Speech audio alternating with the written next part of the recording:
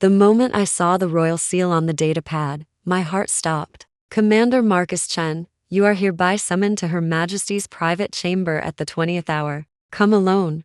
I read it 3 times, each word drilling deeper into my chest. Because there was only one reason the Zepharian Queen would summon a human liaison officer to her private quarters, and none of them were good. My hands trembled as I set down the pad in my cramped office aboard the Celestial Dawn, the massive diplomatic vessel where I'd served for 8 months as the first human representative to the Zepharian Empire. 8 months of careful protocol, measured words, and one catastrophic mistake. I'd fallen in love with Queen Lyralei, the most powerful being in 3 star systems. And somehow, impossibly, she'd found out. The ship's corridors felt longer than usual as I made my way through the luminescent halls that pulsed with soft blue light, each step echoing my racing thoughts. How did she know? I'd been so careful, never letting my gaze linger too long during council meetings, never allowing my voice to betray the way my pulse quickened when she entered a room. Was it Kavik, her advisor, who'd caught me staring during the treaty signing?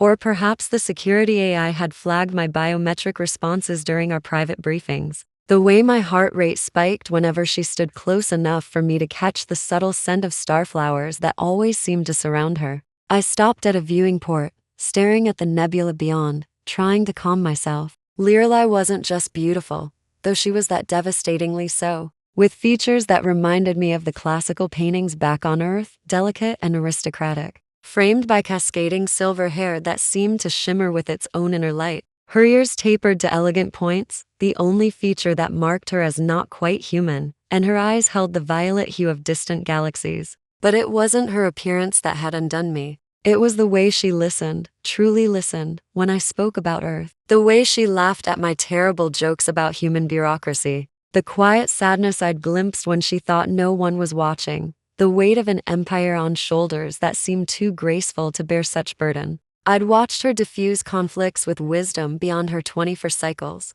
seen her show mercy when her counsel demanded strength, witnessed her genuine curiosity about humanity when others dismissed us as primitive newcomers to the galactic stage. And like a fool, I'd let admiration become something more, something impossible, something that could now cost me everything. The 20th hour came too quickly. The doors to her private wing were flanked by guards in ceremonial armor, their expressions unreadable as they scanned my credentials and stepped aside. These weren't the public chambers where she held court, this was her sanctuary, forbidden to all but her most trusted inner circle, and I definitely didn't qualify. The interior took my breath away.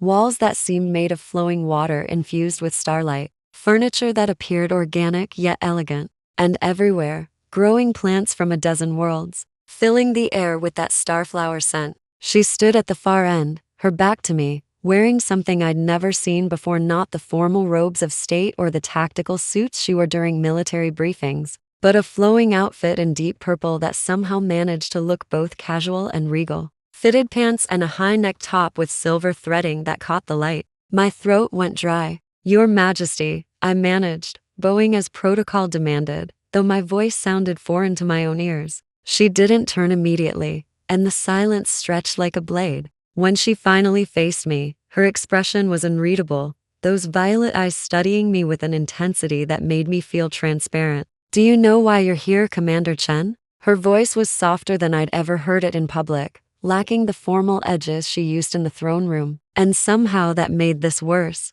I could deny it, play ignorant, but something in her gaze told me she'd see through any lie. "I have suspicions, Your Majesty." She moved closer, each step deliberate, and I forced myself to maintain eye contact, despite every instinct screaming to look away. 3 days ago, my sister found something in the observation garden. A data crystal, hidden beneath the Terran roses you helped me plant. My stomach dropped. The crystal. I'd recorded a message on it weeks ago, during a particularly lonely night cycle, pouring out everything I couldn't say aloud. It was supposed to be cathartic, therapeutic, something to get the feelings out of my system so I could function professionally. I'd hidden it in the one place I thought was safe, planning to destroy it later. I'd forgotten. God help me. I'd forgotten. I didn't watch it immediately, she continued, now standing close enough that I could see the faint luminescence of her skin, a feature all Zepharians shared. I thought perhaps it was a personal log you'd misplaced. But my sister insisted I view it, Said she recognized your voice activation signature. She paused, and something flickered in her eyes. Was it anger? Disappointment? Would you like to know what I heard, Marcus? She'd never used my first name before. In 8 months, it had always been Commander Chen, proper and distant. Hearing it now felt like standing too close to a star. Your Majesty, I can explain. You spoke for 17 minutes, she interrupted, and there was something in her voice now, a tremor I couldn't identify. About the first time you sat in on my council meetings, how you admired the way I navigated the territorial dispute with the Kroner delegation. About the evening I showed you the Hall of Ancestors, and how you'd never forget the way the memorial lights reflected in my eyes. About the day I confided in you about the pressure of the crown, and how you wished you could shoulder some of that burden. She was close enough now that I could see her hands trembling slightly at her sides. You said that loving me was the most wonderful and terrible thing that had ever happened to you. That you knew it was impossible. That I was a queen and you were just a liaison officer from a backwater planet barely 50 years into space travel. That the gap between us was wider than the void between galaxies. But that if you could have one moment, just one, where you could tell me how you felt without fear of consequence, you would tell me that I was the most extraordinary being you'd ever encountered. And that knowing me had fundamentally changed who you are. The words, my words, hung in the air between us, and I felt my face burning with shame. And something else, something that felt like hope and terror combined. Your Majesty, I never intended for you to hear that. It was inappropriate, a breach of protocol. And I understand if you need to terminate my position. Stop talking, she said. But her voice was gentle. And then she did something that short-circuited my brain entirely. She reached up and placed her hand against my cheek, her touch warm and sending a shock through my entire system. Do you know what the worst part of being queen is, Marcus? I couldn't speak, couldn't think, could barely breathe. It's the loneliness, she whispered. Everyone sees the crown, the power, the authority. They bow and scrape and tell me what they think. I want to hear. Even my closest advisors view me as a symbol first, a person second. In my entire life, only a handful of people have ever looked at me and seen just Lyralei. When you arrived 8 months ago, I thought you'd be like the others, intimidated, formal, keeping the proper distance. But you treated me like a person. You challenged my ideas in briefings, not disrespectfully, but genuinely engaging with them. You brought me those ridiculous Earth movies and insisted I needed to understand human culture, then laughed when I cried at the ending of that animation about the robot cleaning up your planet. You asked about my interests,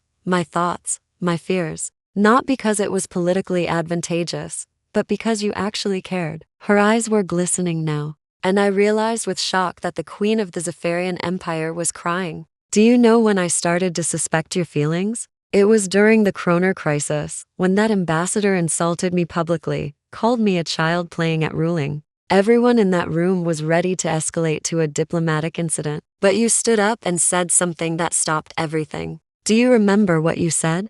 I did remember. I'd acted on pure instinct, too angry to care about consequences. I said that I'd met many leaders in my time, and that you displayed more wisdom, compassion, and strength in one day than most achieve in a lifetime. That humanity was honored to know you, and that anyone who couldn't see your worth was blind. The way you looked at me when you said it, she breathed. I told myself I was imagining things, that it was just diplomatic support. But then I started noticing other things. The way you always seemed to know when I needed someone to talk to, appearing in the garden at exactly the right moment. The way you remembered every small thing I mentioned, like my favorite constellation or how I took my morning tea. The way you looked away quickly whenever our eyes met, as if you were afraid I'd see something. She lowered her hand from my face, but didn't step back. I told myself it was inappropriate to even consider it. You're human.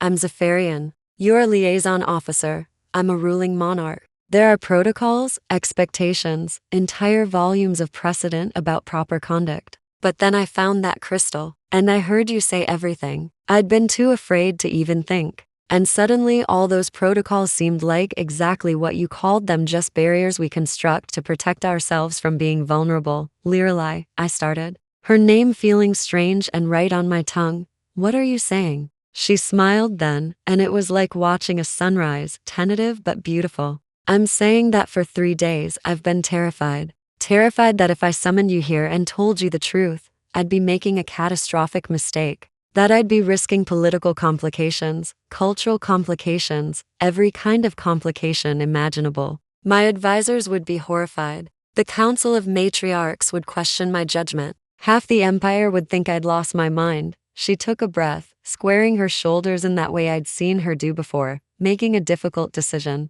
But then I realized something. You taught me this, actually, with one of your human philosophies. You said that courage isn't the absence of fear, it's acting despite it. And I've made plenty of politically expedient decisions in my reign, but I've never made one just for myself, for my own happiness. So I'm choosing courage. My heart was pounding so hard, I was certain she could hear it. I summoned you here to tell you that I listened to that recording approximately 15 times. And that each time, I wished more than anything that I could respond to it. That I could tell you that those evenings in the garden weren't just diplomatic courtesy, they were the highlight of my day. That I've been deliberately finding excuses to call you to private briefings just to have a few moments of conversation without the entire court watching. That when you smile at me, truly smile with that warmth that reaches your eyes, it makes the weight of the crown feel lighter. She reached out and took my hand, her fingers interlacing with mine, and the simple gesture felt more intimate than anything I'd ever experienced.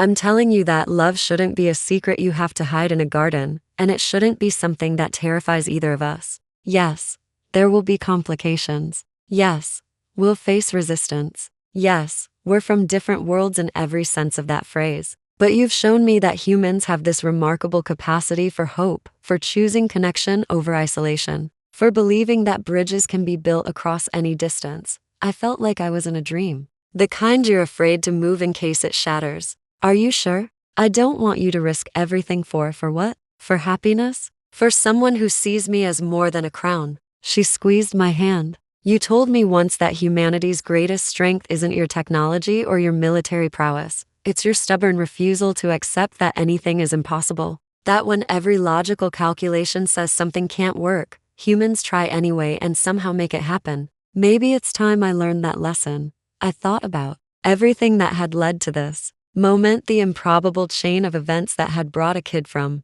Shanghai, who'd dreamed of the stars, to this impossible conversation with an alien queen who somehow felt like coming home. And I made a choice that was completely illogical, professionally questionable, and absolutely right. I raised my free hand slowly, giving her every chance to pull away, and gently brushed a strand of silver hair from her face. Then let me tell you properly, without fear or hiding, I said quietly, Lyralei, you are extraordinary. Not because you're a queen, but because of who you are when the crown comes off. You're brilliant and kind and strong in ways that have nothing to do with power. You carry the weight of billions with grace. But what amazes me most is that you still find time to care about one person, to tend a garden, to cry at silly Earth movies. I love you. I love your laugh, your mind, your heart. I love the way you furrow your brow when you're thinking hard about a problem, and the way you hum without realizing it when you're content. I love that you're brave enough to have this conversation when it would be easier to pretend you never found that crystal.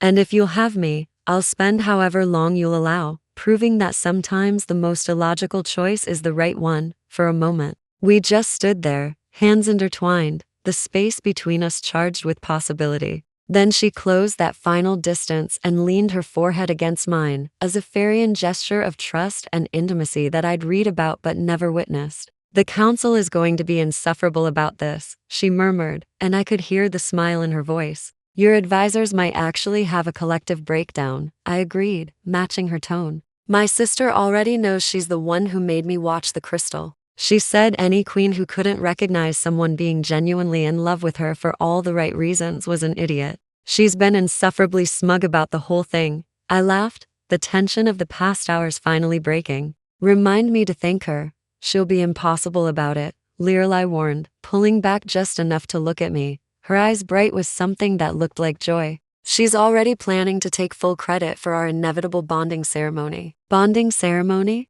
I raised an eyebrow. That's several steps ahead, isn't it? She had the grace to look slightly embarrassed, a faint glow rising in her cheeks that I found utterly endearing. Perhaps I'm getting ahead of myself. But Marcus, I should tell you, when Zepharians choose someone, we don't do it lightly. Our bonds are deep, permanent. If we pursue this, I'm not interested in something temporary or casual. I thought about Earth, about the life I'd left behind, about every choice that had led me here. I thought about the risks, the complications, the absolute insanity of a human and an alien queen trying to build something real across the vast differences between them. And I thought about how none of that mattered when she looked at me like I was something precious. "Neither am I said simply. She smiled, brilliant and unguarded, and I knew I'd remember this moment forever. The alien queen who'd found out my secret love summoned me to her private chamber, and instead of ending my career, had offered me something far more terrifying and wonderful, a future. "So what happens now?" I asked.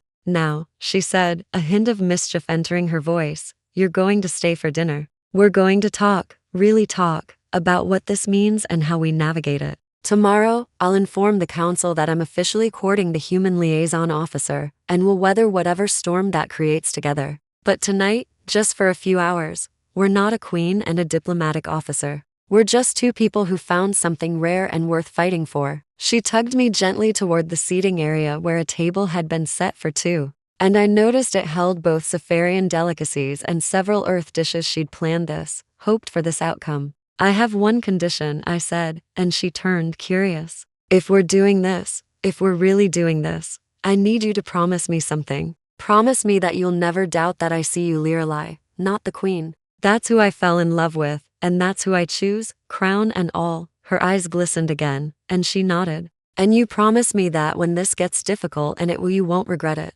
Won't regret choosing this impossible thing." I pulled her closer, bold now with hope and certainty. "Impossible is just another word for hasn't been done yet. We humans are stubborn that way. Then I suppose," she said softly, "I'm fortunate to have found the most stubborn human of all." As we sat down to dinner, the nebula, visible through the crystalline walls, painting everything in shades of purple and blue. I thought about the data crystal hidden under roses. The secret that had stopped being a secret. What I'd feared would end everything had instead opened a door to something I'd never dared imagine. Sometimes the things we try hardest to hide are the truths that most need to be revealed. And sometimes love isn't about logic or protocol or what's supposed to be possible. It's about two souls recognizing each other across every distance and choosing to bridge that gap together. The alien queen had found out about my secret love, summoned me to her private chamber, and given me the most human thing imaginable, hope.